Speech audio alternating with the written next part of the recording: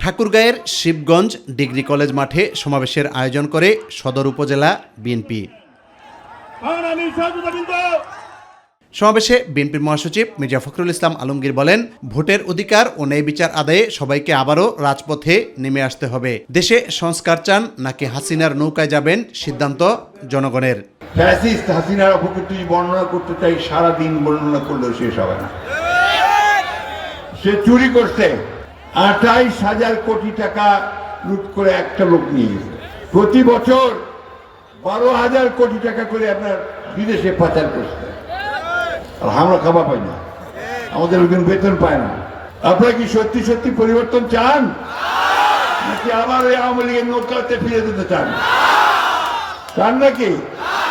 তাহলে কিন্তু ওই যেমন 5ই আগস্ট সবাই মিলে রাস্তায় নামছিলেন, তাহলে আবারও সেই মতো ঐক্যবদ্ধ হয়ে রাস্তায় নামতে হবে।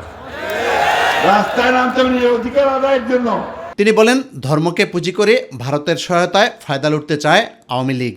ভারতে বসে তুমি বিভিন্ন দেশে আবার বাঙালি মানুষদেরকে, বাঙালিকে বিভ্রান্ত করার চেষ্টা করছে, আর দুঃখজনক ভাবে এই কথা বলার চেষ্টা করতেছ যে আমাদের এখানে আমাদের হিন্দু সম্প্রদায়ের ভাইদের উপরে নাকি অত্যাচার হচ্ছে, নির্যাতন হচ্ছে।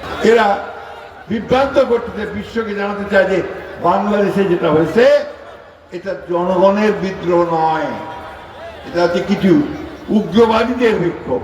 এদিকে নয়াপল্টনে বিএনপির কেন্দ্রীয় কার্যালয়ে বেগম খালেদা জিয়ার রোগমুক্তি কামনায় মুক্তিযোদ্ধা দল আয়োজিত মিলাদ মাহফিলে দলের সিনিয়র যুগ্ম মহাসচিব রুহুল কবির রিজভী আহমেদ বলেন, সংস্কার বিষয়ে স্বচ্ছতা ও জবাবদিহিতার মাধ্যমে সরকারকে কাজ করতে হবে।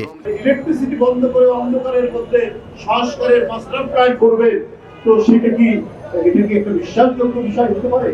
এই যে গুম কমিশনের কাছ থেকে আমরা তথ্য পাচ্ছি, অনেক গুণে সহযোগী ছিল ভারত, আজকে অনেক লোককে ছাড়ছে। এখন এটার ব্যাপারে তো একটা তদন্ত হবে।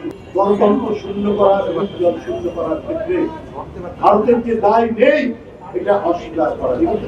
ইউসুফ আলী, মাই টিভি, ঢাকা। আমার মনে হয়